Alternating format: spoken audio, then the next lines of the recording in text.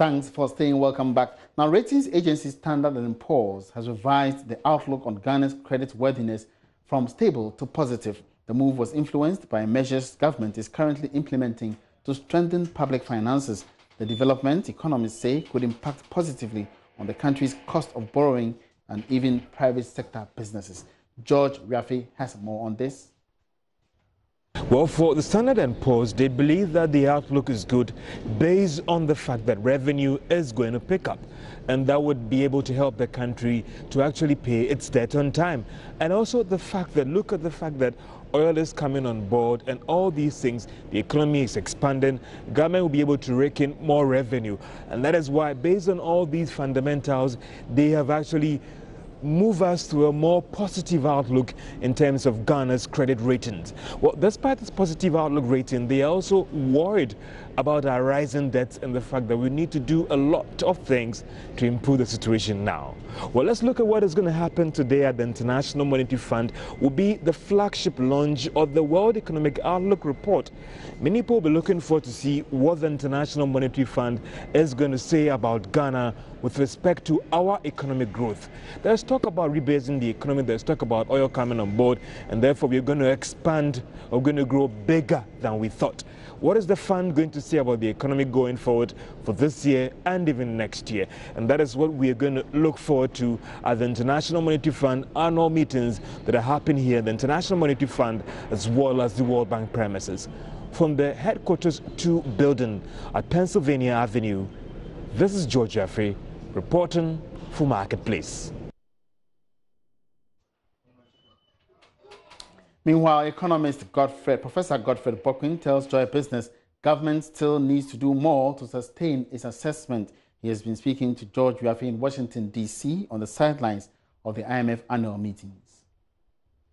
The international community, a rating agency, would set credibility, raising the outlook, which probably indicate that their next major rating will see a significant improvement. I think it's good for Ghana in our bid to generate market confidence. I think what is also important is that they are also beginning to see, consistent with what we have also observed, that the economy is beginning to respond to the various policy initiatives and the overall government strategy. But I think what is also important for all of us to know is that it's early days yet. It's too early to begin to say that we have arrived. The recovery is still slow. There are still threats, downside risk to our recovery. Debt to GDP ratio is still an issue. Debt servicing to revenue ratio is still an issue. But I think what is also good is that, of course, it should build the confidence of government and enable them to continue on the path that they have chosen. Because when you begin to see these early dividends, it also gives you a positive feedback that, of course, you are implementing something that is getting results and all of that. So I think it's quite good. What is important for all of us is to also understand that the growth that S&P is talking about is not really, it's not the ultimate. It's not growth that we can all be proud of. And I think it's something that government will have to take another look at.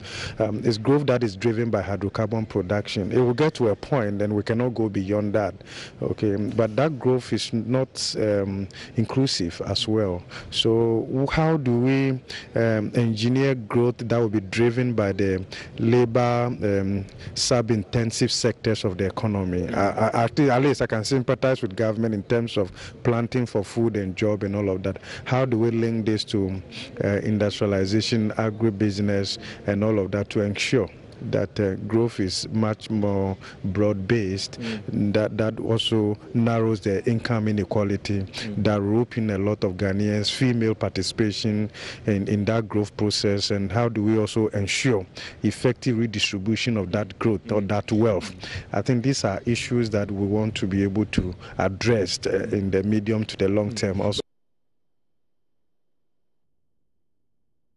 Economist Professor Bokwin has also been sharing his expectations ahead of the IMF meeting on Ghana. There are issues about revenue underperformance for Ghana, but beyond that, I think that I'm also looking at it from the global perspective. There's been a lot of developments at the global level, so want to be able to understand the IMF's own global policy response to these developments, and beyond that, how do they tailor this to also reflect country-specific issues, needs, developments, challenges, risk, and then vulnerabilities, and all of that. And of course, when it comes to Ghana, I have a particular interest because that's my country, and of course, we all do know that the IMF program was just extended just a few months ago. I want to be able to understand the level of engagement, the structural reform, the revisions that have been done to the program, and to what extent all these things would ensure that Ghana would exit the program successfully at the end of the extension. What kind of structural reforms, what kind of indicative target that have been set, and of course, and then when it comes to our revenue envelope, the revenue enhancing measures that are being put in place from the side of governments, and then to what extent can we pursue expenditure restraints? Of course, how do we manage the balance, the trade-off, and all of that? But beyond that, I think one thing that is also on my mind is it's not just for us to celebrate just wholesale economic growth measured by GDP. I mean, how do we ensure that growth is broad-based? How do we ensure that development is inclusive? How do we ensure that growth is not driven largely by hydrocarbon production? Here I'm talking about oil and gas. How do we ensure that growth is driven by the labor intensive sectors of the economy? We've seen government planting for food and job. How do we link that to agribusiness? How do we link that to manufacturing? How does the industries pick up in the various sub-compositions in that sector respond to the various programs and policies that government has put in place? And those were some developments from the IMF World Bank annual meetings currently going on in Washington, D.C. Away from that, the existing relevant policies are enough to avert explosions at gas stations only if well enforced. That's according to fire risk and disaster management expert Kojo Denu, who says there may be no need to formulate new policies in addressing the issue. He suggests if strict measures are put in place to enforce the existing regulations, some of these fire disasters can be avoided. There's more in the following report. The National Petroleum Authority, NPA, says it has stringent measures in place to forestall such disasters at fuel stations across the country. According to the Chief Executive, Al-Hassan Tampoli, the company where the fire started would not be spared if the final report of a recent evaluation exercise finds it culpable of violating the safety standards. Fire, risk and disaster management experts Kojo Denu indicates the disaster could have been averted if the NPA had acted differently. There has to be a method statement as to how to go about, retrieving such a problem once it happens. When you have gas leak, what are the systems in place that you have to follow to make sure? Because from what happened, should we take it then that if there is another gas leak in any other station, then what they will do is just run out and leave the gas to, So these are some of the method statements that are very, very, very important. There are permit systems, worker height permit, work in confined area permit, working with hot work permits, and all these systems that are in place. They are best practices. So that when there is going to be a delivery, there has to be a permit system. All the checks and measures have to be followed before you start with the delivery. And then once it's finished, what are the safety measures that you follow to make sure that the whole system has been put back to the safe order that it was? President Akufo-Addo has indicated government's plans to institute a clear national policy to end such disasters. But Mr. Denu says the existing laws are enough to prevent further disasters only if they are well enforced. If these risk assessments are brought in, it will allow such management systems to be audited, because you may have the management system, but then 3 months, 4 months, you've not really used the management system. And by using the management system, you have documentation, signages to prove that, you are using the system. So if we carry out a risk assessment and it shows that you've not used the system, then, it's always said that with every system, the human element is the weakest part of the chain. And that's where our management systems come into place. We may have the best policies and all that, but the implementations is always what the problem is, and there is room for improvement. Some businesses affected by the disaster are, however, assured of some compensation by the National Disaster Management Organization, NADMO.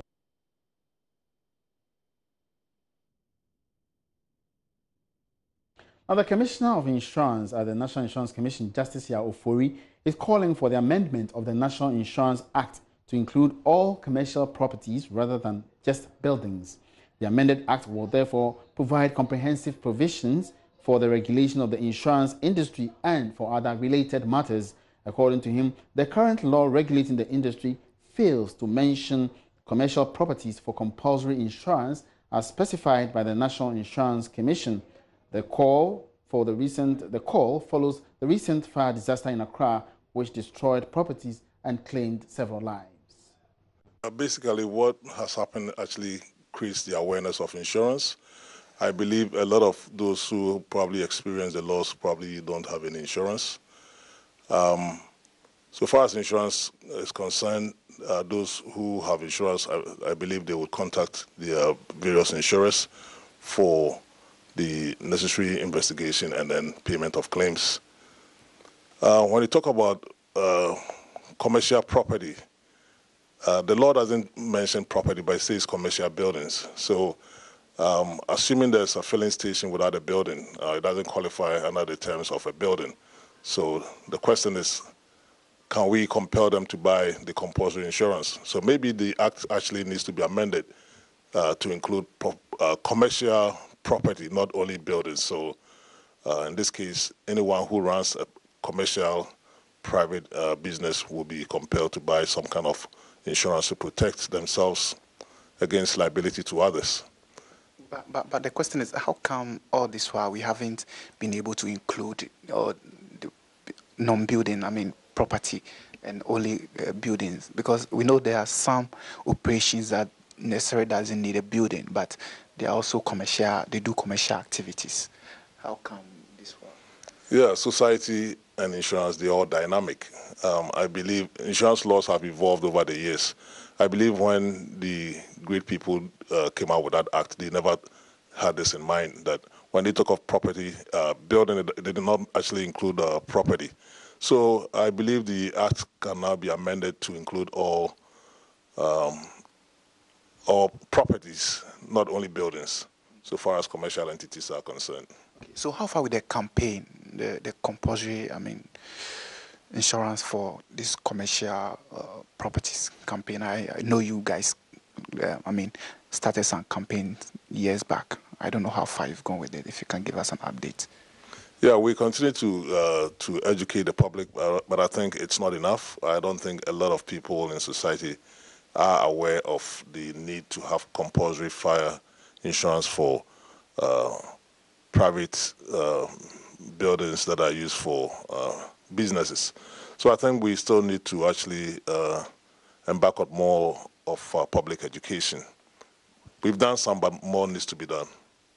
Okay. So one may ask that the smaller businesses over the place who have been affected one way or the other, do you have any plan for them, any package for them as we speak?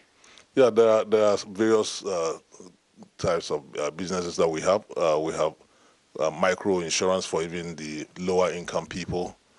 We also have the traditional insurance for bigger companies.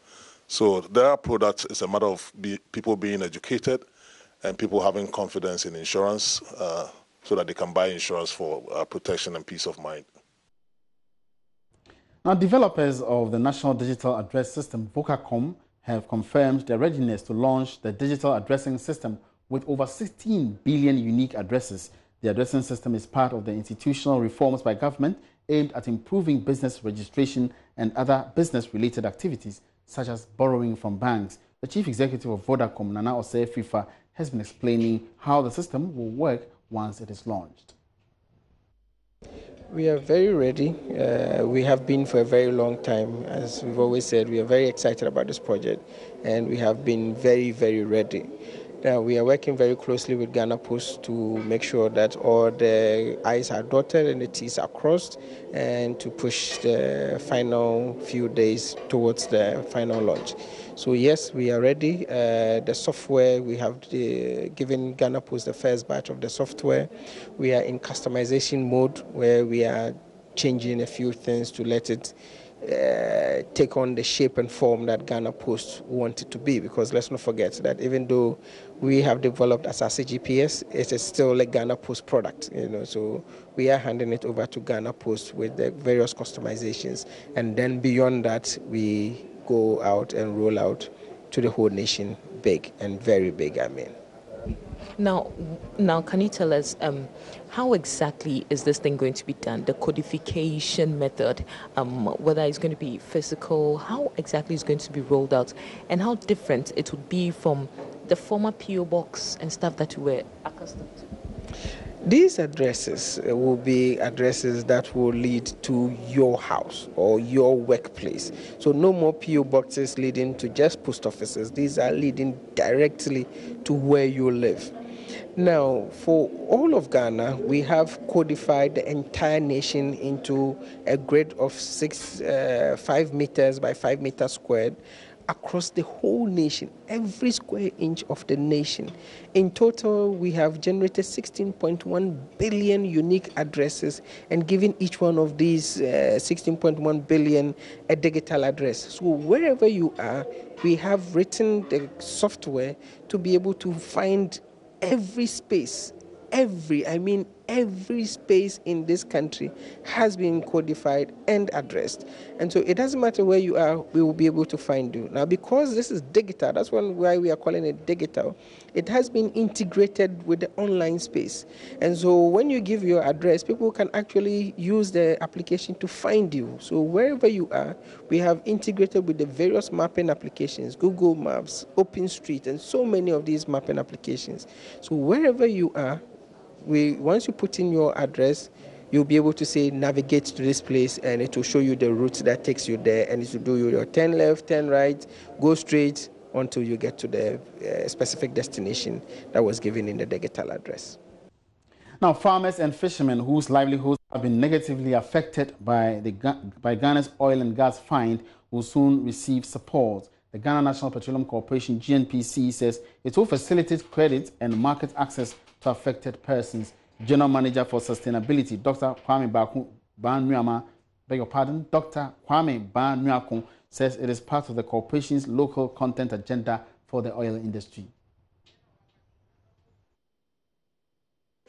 Expectations have been high among Ghanaians for enhanced economic development following oil discovery.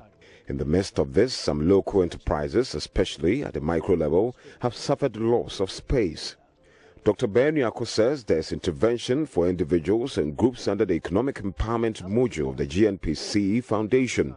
Looking to support the fishermen and the farmers within the catchment area of the GNPC's economic activities, support their economic livelihood without shifting them into oil and gas. So if he's a farmer, how do we improve his livelihood for him to feel that he is also benefiting from the oil money? Otherwise, very soon they will turn into Ogoni land and then start chasing all of us out of the place. So we felt that we needed to be proactive rather than being reactive. So the economic empowerment team will be focusing on helping these farmers with access to credit, access to markets, and the things that will improve their livelihoods. Likewise, the fishermen as well. Meanwhile, GNPC is supporting KNUST to rehabilitate its sanitation structures within public spaces of the university. Vice-Chancellor Professor Kwesi Obidans received a check for the amount at a ceremony in Kumasi. We sent a formal proposal. And not only did we send a formal proposal on these washrooms, we also added another proposal on STEM, science, technology, engineering, mathematics. What we said was that they could also support some of our needy but intelligent students to be able to afford university education. That will go a long way to at least help the country develop more talents who hitherto could not have been able to afford university education.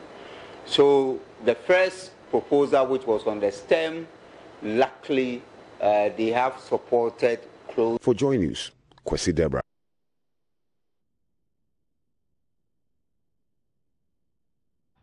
It's live on the marketplace, and the third edition or the third annual Renewable Energy Fair has opened in Accra. My colleague Odilia Ntiamwa has just returned from the fair to tell us more. What came up, Odilia? All right, so several issues came up, but one of the key things that the Ministry of Energy was actually talking about was in the area of using renewable energy to solve rural electrification problems, because you know that there are a lot of unreached places that needs to get some electrification, and they're talking about the fact that 15% of communities and indeed individual homes do not have electricity in this country. So we've done some 85% coverage already. And so this 15% that are not reachable, most of them are not places that we can really go with the national grid. We're looking at using renewable energy sources to also let these people have some level of energy, by 2020. So this is one of the things that was talked about.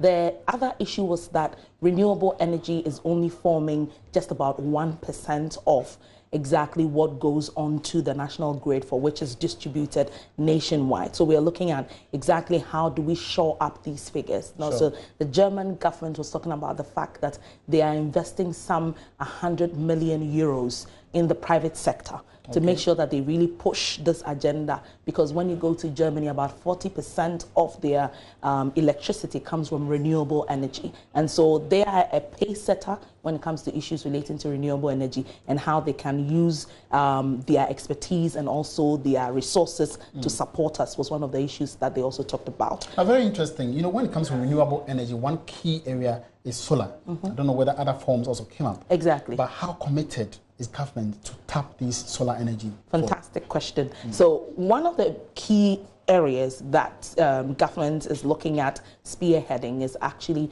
to really amend the Renewable Energy Act, to also give a room and open it up a lot more for private sector investors. There are also key issues that will be put in place for private investors who are looking for the opportunity to invest in the renewable energy sector to come and do some investment easily. And so we will be bringing all of these angles 5 o'clock.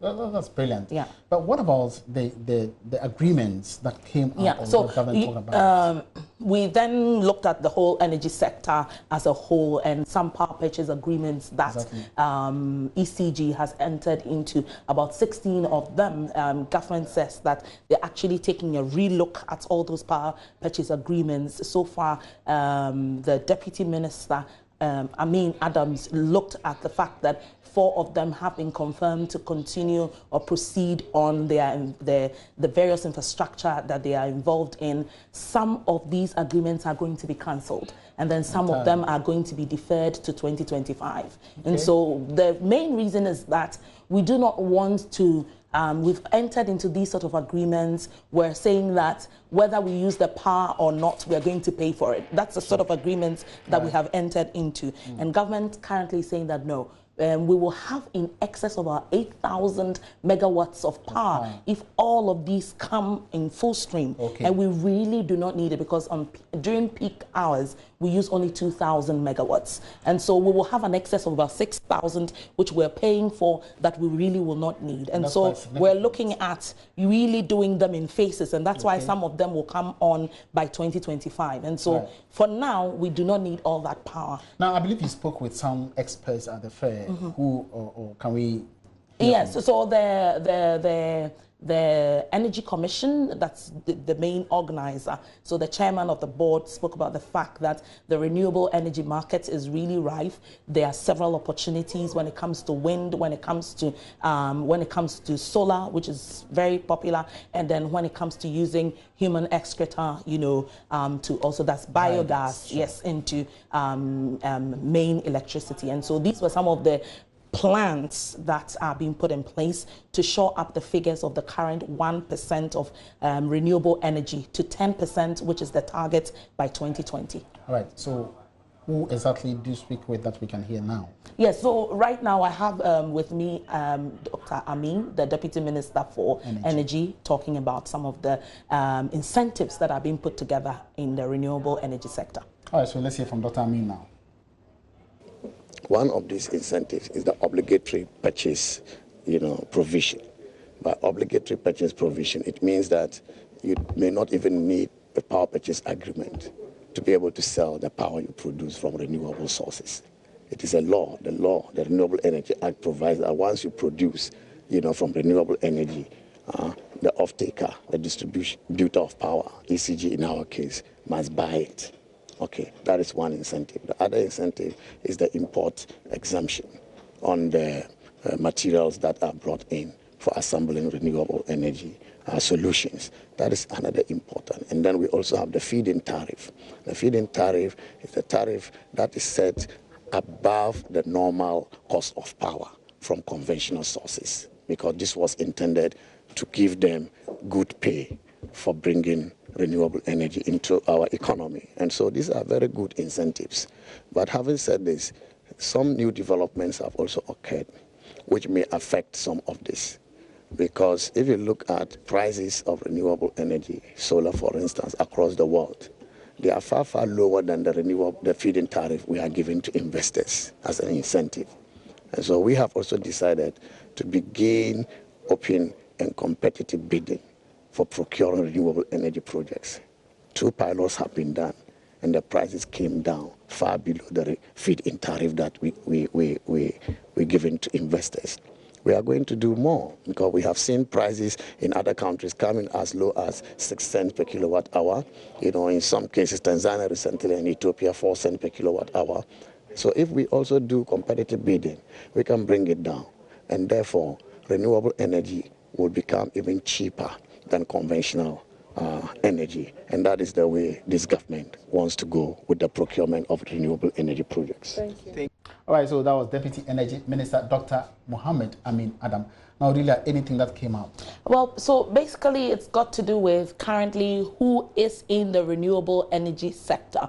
And so there's one company that is in Ashaman that converts human excreta, animal excreta into forms of power. Forms of power. I mean, they just generate it and then it's piped into the national grid. That's one of them. Then you know that UMB is also one of the banks, or the bank that is supporting solar energy on the roof. And so that's also one other significant project that is being pushed when it comes to renewable energy. You know, one thing that interests me most, I think the cost of power, if all this energy mix coming into the full stream could bring power. Yeah, and that's exactly what the minister, the deputy minister was talking about, and talking about the fact that we've got to really enter into competitive bidding, because that will actually make the cost of energy really go down as compared to other countries like Rwanda, Kenya, that's actually really taking some of these tendering processes into competitive bidding. Thank you very much for your time, Odelia. Thank you. And that was my colleague Odelia Ntiamwa, who just returned from the 3rd annual Renewable Energy Fair, which opened at the Accra International Conference Center today. And on that note, we wrap up today's edition of The Marketplace. Many thanks for your company. My name is Emmanuel Abwaji. Have a good afternoon.